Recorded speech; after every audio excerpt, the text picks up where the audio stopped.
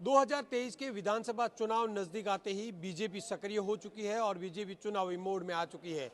इस बार राजस्थान के अंदर 8 जिलों के जिला अध्यक्ष बदल करके उनको कार्य क्षमता के साथ मैदान में उतारा है और आज भाजपा के जिला अध्यक्ष स्वरूप सिंह खारा का बाड़मेर के अंदर जिस तरीके से स्वागत हुआ है, इससे कार्यकर्ताओं का उत्साह देखते ही बन रहा है। आज हमारे साथ में है जिला अध्यक्ष बनने के बाद में पहली बार बाड़मेर पहुंचे स्वरूप सिंह जी। इनके लिए कई चुनौतियां हैं, बाड़मेर विधानसभा कहे चाहे सीव कहे या 4 जो विधानसभा क्षेत्र इनके अधीन आते हैं उनके लिए कई चुनौतियां भी है।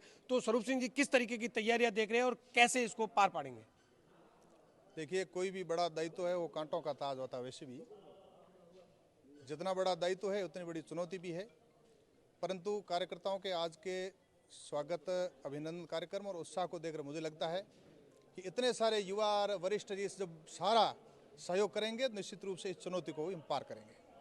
सबसे बड़ी बात यह कि बाड़मेर विधानसभा के अंदर 3 बार से लगातार आप लोग हार चुके हो यहाँ पर, और कई बार इस तरीके के आरोप भी लगे हैं कि बीजेपी के जो कार्यकर्ता है वह कांग्रेस की गोद में जाकर बैठे हुए हैं, कांग्रेस से हाथ मिला हुआ है। ऐसे में उन कार्यकर्ताओं को बाहर निकाल के बीजेपी को वापस से सर्जित करना अपने आप में बड़ी चुनौती नहीं होगी?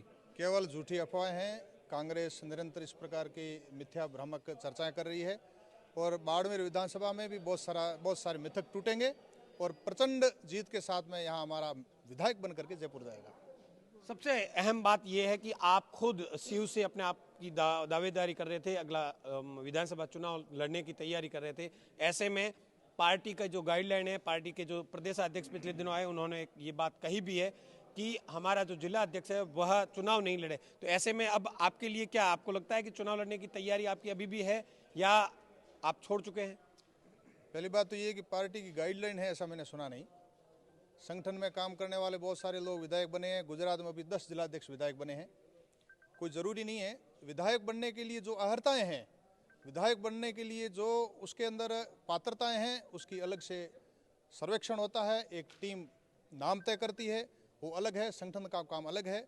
अब मेरी प्राथमिकता होगी कि मैं संगठन को मजबूत बनाऊं। चारों विधानसभा और लोकसभा चुनाव में संगठन के माध्यम से कैसे प्रचंड जीत दर्ज करें, ऐसे मेरी प्राथमिकता है।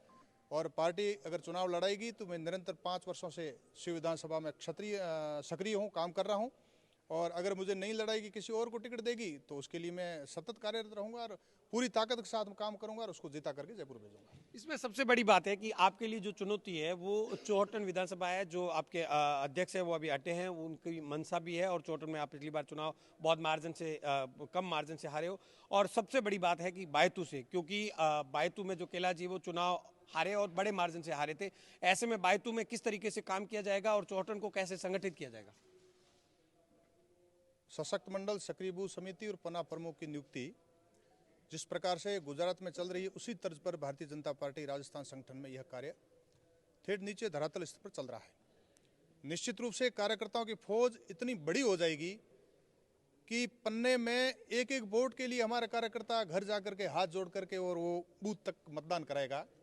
भारतीय जनता पार्टी को वोट क्यों करना है, ऐसी जन कल्याणकारी योजनाएं जो नरेंद्र मोदी जी दिल्ली से भेज रहे हैं और हर प्रत्येक व्यक्ति उसका लाभ उठा रहा है, वो हम गिनाएंगे जाकर के।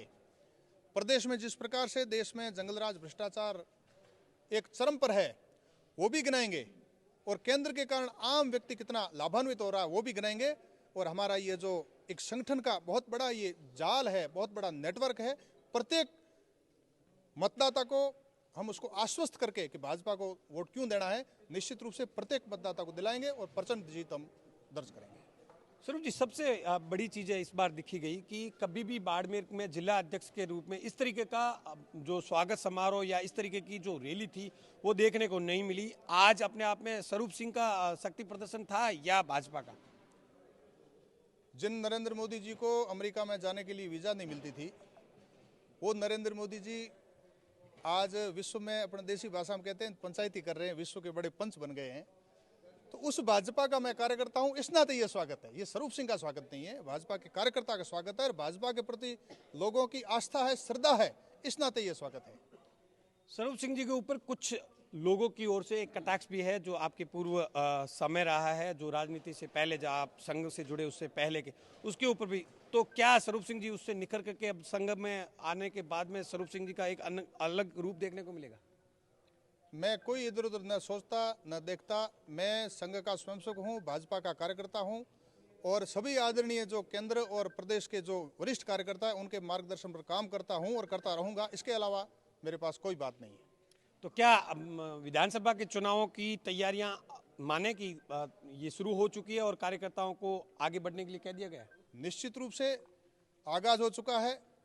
राजस्थान में रणभेरी बज चुकी है और प्रचंड बहुमत से जनता के इस उत्साह को देकर के लग रहा है कि भारतीय जनता पार्टी कई पुराने इतिहास तोड़ करके नया इतिहास दर्ज करेगी।